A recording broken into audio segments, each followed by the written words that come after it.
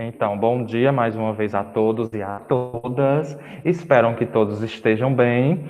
E ontem, na nossa aula, nós iniciamos aí a unidade 6, em que essa unidade 6 vai tratar sobre os povos da América pré-colombiana. Desde já, eu queria alguém para fazer uma pequena revisão do que a gente falou ontem, sobre o que nós discutimos, falar um pouco sobre esses povos da América pré-colombiana. Lembrando que a gente falou só dos maias, hoje a gente vai falar sobre os incas e os É astecas. Pode história, falar. né? Você falou? Isso, A história. história.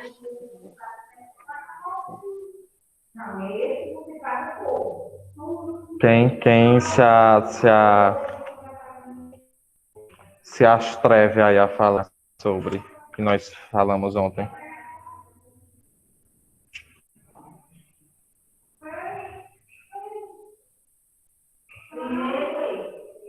Ninguém? Deixa eu ver aqui o chat. Professor, os maias gostam de calendário, na verdade, todo mundo por lá, né? De fato. Porque como os maias, eles se destacaram no campo astronômico, eles têm essa habilidade de observar os fenômenos da natureza, os astros, e conseguirem se localizar no que diz respeito a tempo e espaço, através da observação dos astros astronômicos. Então, era pelo posicionamento do Sol, era pelas fases da Lua. Então, essa observação astronômica permitiu com que eles tivessem a condição de construir um calendário, né, e a condição de se localizarem no que diz respeito a tempo e espaço. O meu mês preferido é fevereiro, né? Deve ser porque é seu aniversário, né, querida? Deve ser por isso. Então, nós falamos sobre a civilização maia, e essa civilização maia que ela começou a declinar no ano 900, aí já da era cristã. Não se tem registros e relatos concretos dos motivos que de fato levaram à extinção da civilização maia. E aí eu falei para vocês de que os maias eles construíram um império, diferentemente dos astecas e dos incas, porque os maias, do meu ponto de vista, John colocou assim: desenvolveram-se três das maiores culturas pré-colombianas, os maias, incas e astecas. A cultura maia, a mais antiga delas, entrou em declínio até, até desaparecer, enquanto os incas e os astecas formaram grandes impérios, exatamente. Só um minuto, gente, deixa eu só bater um retrato aqui. Pronto.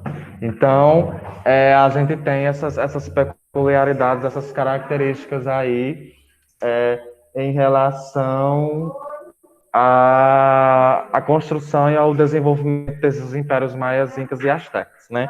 E aí, mais uma vez, né, para colaborar com essa compreensão de vocês sobre essas três civilizações, vocês podem, mais uma vez, estar assistindo lá o filme Apocalipse do Mel Gibson, para que vocês possam compreender como era que se dava essa relação e muitas vezes esse embate dessas tribos que aqui na América viviam antes da chegada do mercantilismo aí europeu, no contexto aí que a gente conhece por grandes navegações, né?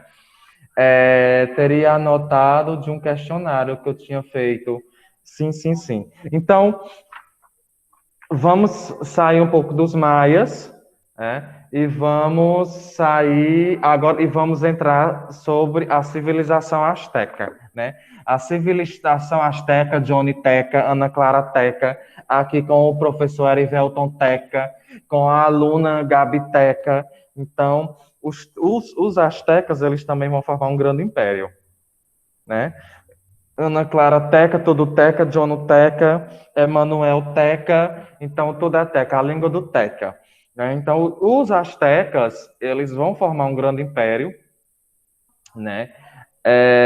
Tem uma lenda da cultura asteca que diz que o deus, né, um dos principais deuses da cultura asteca, prometeu conduzir o seu povo da região do Aztlán, que também fica ali na região do México, ao norte, tem um bicho aqui subindo em mim, ao norte do antiplano central mexicano para um novo local mais ao sul, né? E aí, segundo esse deus, né, esse local prometido seria revelado aos astecas por uma visão, a de uma águia pousada em um cacto com uma serpente na boca.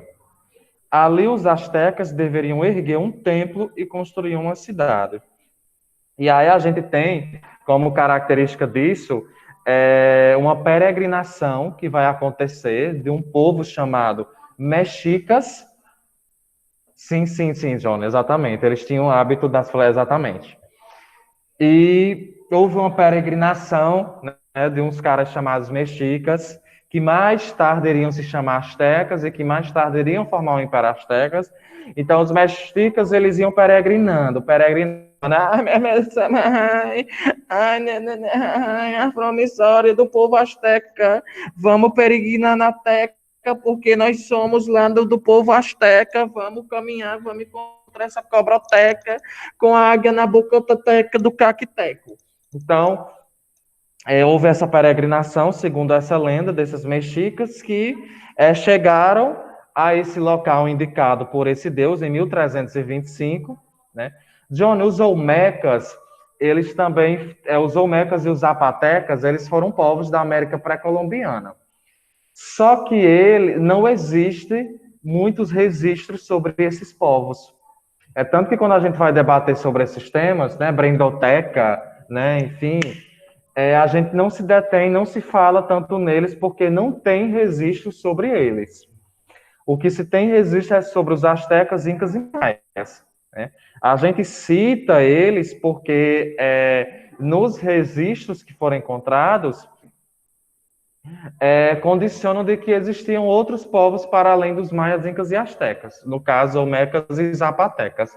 Só que não tem registros falando de fato sobre esses povos. Então, a gente só cita de que houve, mas a gente se detém mais sobre os maias, incas e os astecas. Ai, que eu taquei minha canela aqui no birô. Ai. Enfim, né? Então, a gente tem essa característica do povo asteca, né? Que eles conseguem chegar a esse local indicado aí, tá aí Johnny Teca, José Vitoteca, né? Que eram povos mexicas e que chegaram no ano de 1325, já da era cristã, aí na ilhota chamada de Texacoco, que fica aí na região do México, no Planalto Central do México, e que mais tarde eles vão fundar a cidade de Tenochtitlan, né? Vai ser aí a principal cidade da civilização asteca. E aí a gente entra na questão da vida cotidiana, né? Astecas, quem eram, como viviam, onde viviam, o que comiam, como sobreviviam. Não percam nessa sexta no Globo Repórter. Então, a gente tem essa vida cotidiana desse povo asteca, né? Eles construíram a cidade de Tenochtitlan, lá na região do Texacoco, né? No meio de um lago salgado, né? Tava lá o asteca João Vitor Teca, Emanuel Teca, e eles vivem lá numa região em que tem um lago salgado. Aí, João Vitor Teca, juntamente com Brandon Teca, juntamente com Johnny Teca, com Erivelton Teca, com Ana Clara Teca, eles vão, em um belo dia de sol, tomar um banho nesse lago salgado, né? É o mar? Não sei, eu sei que era um lago salgado. Que aí, quando eles timbucavam dentro desse lago salgado, esse povo asteca, obviamente, se não fechasse os olhos, Professor, é ia verdade. ficar com os olhos cheios. Ai, meu olho, Johnny Teca, meu olho, Johnny Teca. Ai, Johnny Teca, meu olho, Johnny Teca. Fala, Johnny. Os astecas eu acho que é eles tinham um território que continha muito ouro. Ó, a questão dos metais preciosos é o seguinte. Ano passado, vale. Ontem a gente estava falando, né, eu comecei a falar sobre essa questão de Colombo, né, quando eu falei da questão das Américas pré-colombianas.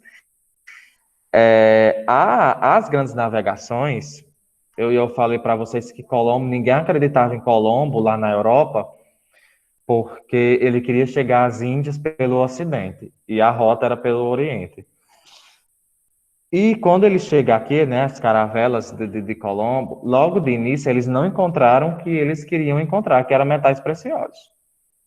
Eles só vão. É tanto que quando ele retorna para a Europa, a metrópole espanhola não quer mais deixar, não quer mais bancar a sua viagem, porque não foi encontrado o que queriam, que seriam metais preciosos: ouro, bauxita, cobre, essas parafernálias.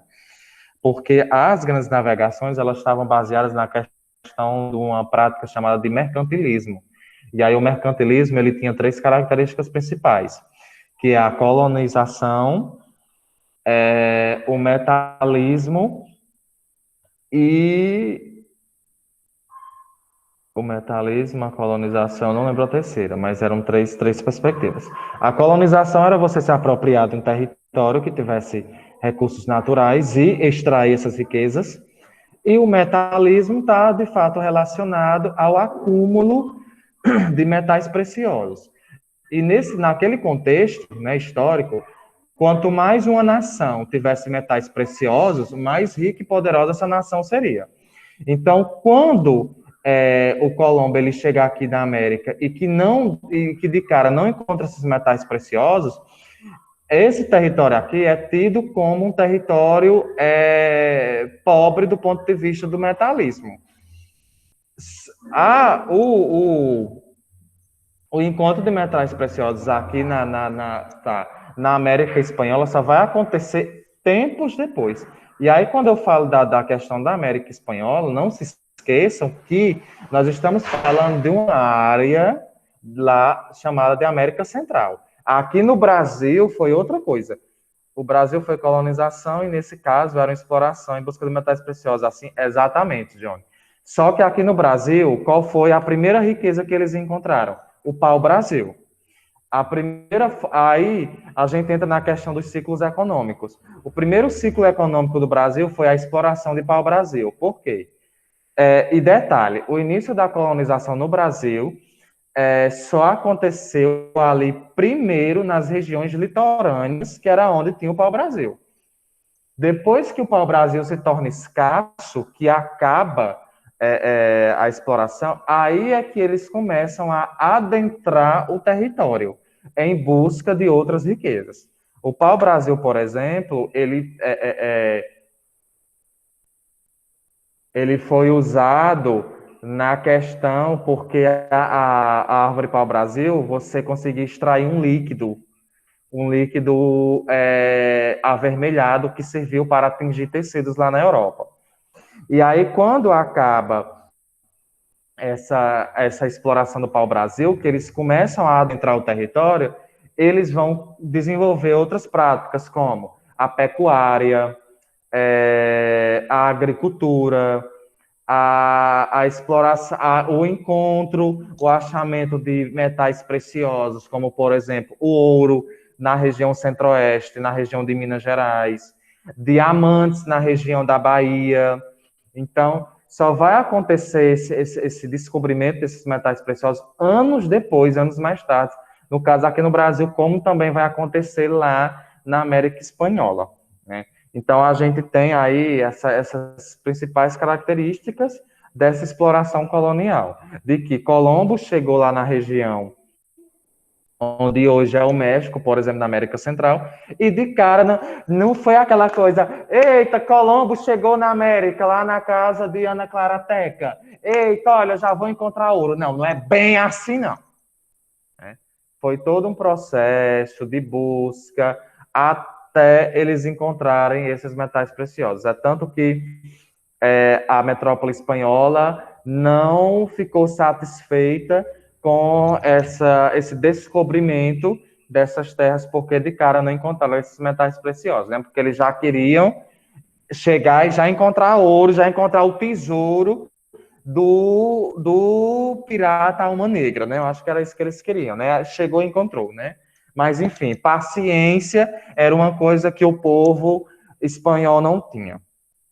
E aí, a gente voltando para a vida cotidiana dos astecas, eles foram espertos porque eles construíram diques e barragens que serviam para controlar o nível da água e evitar inundações, né? Os astecas, como eles criaram um império sobre um lago, eles começaram a criar mecanismos para que não houvesse inundações e eles não perdessem suas plantações. E aí, eles criaram pequenos terraços sobre a água que se chamavam de chinampas. As chinampas eram o quê? Estava lá no lago, a asteca Gabriela Teca, estava lá o lago, aí Gabriela Teca vai criar uma espécie de terraço suspenso sobre a água. E aí, nesse pedaço, nesse terraço suspenso sobre a água, é aonde Gabiteca vai plantar a sua plantaçãozinha.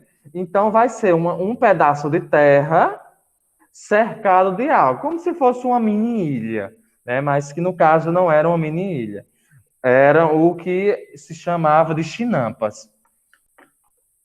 Os incas têm uma economia mais baseada em plantação, tipo cultivo de milho, batata, feijão, exatamente, tabaco, isso, exatamente, Johnny. Ninguém quer falar? Nada não. Eu apertei aqui. Ah, tá. Então, compreenderam o que eram as chimantas, chinampas, né? Pequenos terraços que ficavam sobre a água e que eles plantavam nessas chinampas. Então, eles cultivavam milho, feijão, pimenta, abóbora, cacau, algodão, tabaco, né? Frutas e verduras, né? Eles também, amigos, domesticavam perus.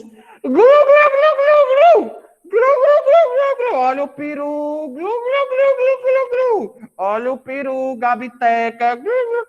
Eles também domesticavam cachorros, né? Olha o cachorro.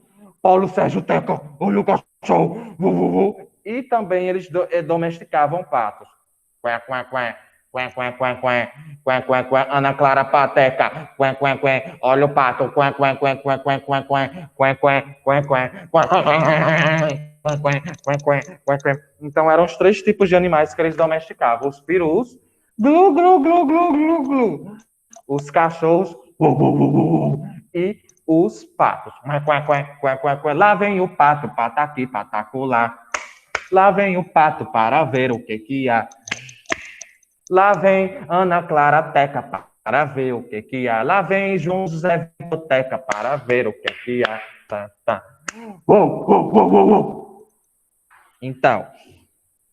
Então eles domesticavam, né? Enfim, eles tinham, do ponto de vista social, uma hierarquização social, né? Essa hierarquização social era controlada, administrada por uma oligarquia militar, aristocrática e sacerdotal. Era assim que funcionava a sociedade asteca. E no centro desse grupo tinha, obviamente, o Todo-Poderoso, que era chamado de soberano, né? Que era o principal dirigente aí da civilização. E a sociedade estava dividida em pequenas comunidades aldeãs, né? E eles pagavam tributos essa sociedade pagava tributos ao imperador e aos sacerdotes, entregando parte do que produziam na comunidade, né? Lutando aí nas guerras ou prestando serviço na construção de diques, pirâmides e outras obras. Então a gente tem aí a questão dos impostos também bem presente na sociedade asteca, né? Os famosos impostos, né? Os impostos aí que é a nossa pedra no sapato. E aí a gente vai Nós iremos agora para a questão da educação no Império Azteca, né? Meninos e meninas recebiam educação diferenciada, ou seja, Ana Clara Teca não iria aprender da mesma forma que Johnny Teca. Johnny colocou assim: os maias produziam borracha, utilizada em faixas, bolas e sandálias. Essa foi pesquisada de um resumo, aí eu queria que o senhor falasse um pouco disso depois, ok. Deixa eu só coçar meu nariz, sabe? Porque hoje a Renita... Coisa que nem pode, mas... Enfim. Então, na educação é isso. Meninos e meninas aprendiam, não tinham a mesma forma de educação igual. Aí vamos lá. Até os 7 anos de idade, o menino aprendia a carregar água, madeira e acompanhava o pai ao mercado. Ele, então, tá lá, Johnny Teca e o seu pai, Paulo Sérgio Teca. E até os 7 anos, Johnny ia acompanhar Johnny Teca e acompanhar seu pai, Paulo Sérgio Teca, ao mercado. Johnny ia aprender a carregar a água. Johnny ia aprender a carregar a madeira. Dos 7 aos 14 anos, os meninos aprenderam a pescar e a dirigir os barcos, né? Então, vai lá, Johnny Teca vai pescar um peixe. Opa, pescou um peixe, vai aprender a dirigir os barcos. Aos 15 anos, os jovens, eles aprenderam, podiam entrar para 2 centros de ensino, o Calmicac e o Telpacali, né, que eram os 2 principais centros educativos. O Calmecac era uma espécie de templo dirigido por sacerdotes, né, e tinha uma educação extremamente rigorosa. Já as meninas, por sua vez, a educação delas cabia às mães. Então, estava lá Esteteca, que era filha de Valéria Teca. E Valéria Teca, que era a mãe de Esteteca, tinha a missão de educar a sua filha. Aí se pergunta, o que era que as meninas tecas aprendiam? Vamos lá. Até os 6 anos de idade, a menina observava a mãe tecendo. A mãe tecendo. Depois começava a realizar as operações mais simples no tear. Entre os 7 e os 14 anos, as meninas iriam trabalhar enfiando os algodões, varriam a casa e moíam o milho. Por fim, aprendeu a manejar plenamente o tear. Ou seja, as meninas tinham a missão de cuidar do lar, né? Varrer a casa, lavar os pratos, cuidar do irmão mais novo, enquanto os homens iam para o trabalho braçal, né? As meninas tinham essa missão de cuidar da casa, limpar a casa, fazer o almoço, fazer o jantar para quando o marido chegasse, o marido pudesse se alimentar. Era assim que funcionava. Alguma pergunta?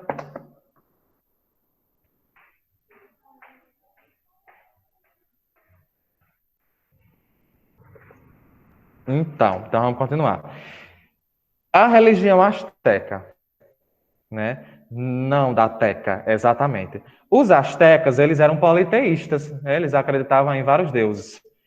Construíram templos distintos para os deuses. Aí tinha o deus Tlaloc, deus da chuva e do trovão, o deus Quetzalcoatl, o deus do vento, da escrita, do calendário das artes, o deus Chicomeco, deus do milho e da fertilidade e muitos outros, né? Eles tinham nomes aí bem esquisitos. Às vezes, espera, deixa eu ver aqui, pronto. Neles, os astecas realizavam cultos religiosos, isso nos templos, e sacrifícios humanos. Geralmente, as vítimas oferecidas em sacrifício eram prisioneiros de guerra ou escravos. Assim como acontecia com os maias, o sol e a lua ocupavam postos de destaque entre os deuses, né? E aí, dentro dessa cultura asteca, eles acreditavam que o sol era irmão da lua, né? E da mesma forma como os maias também, os astecas faziam sacrifícios aos deuses, e aí geralmente esses sacrifícios eram pessoas que eram prisioneiros de guerra, né? Como eu falei para vocês ontem, né? Nós temos aí como uma principal característica dos astecas uma sociedade que era altamente guerreira. A sociedade asteca, eles vão dominar aí a Mesoamérica, né? Na maioria das vezes pelo uso da força, né? Então, os astecas, quando eles iam para a guerra, eles iam para vencer, né? Aí, o sétimo ano Teca ia para a guerra para lutar contra o oitavo ano Teca. E aí, o povo do sétimo ano Teca ia enfrentar o oitavo Teca, mas ele ia para vencer, porque eles eram um povo guerreiro. Agora não vença, não, para você ver, Johnny Santiation. Tá bom? Alguma pergunta?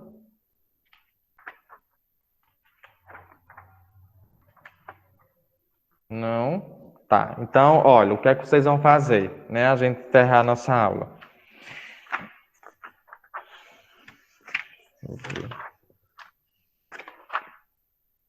Eu acho que nada, né? Vocês vão só fazer a leitura aí do tema 4 e do tema 5, que aí é falando sobre os Incas.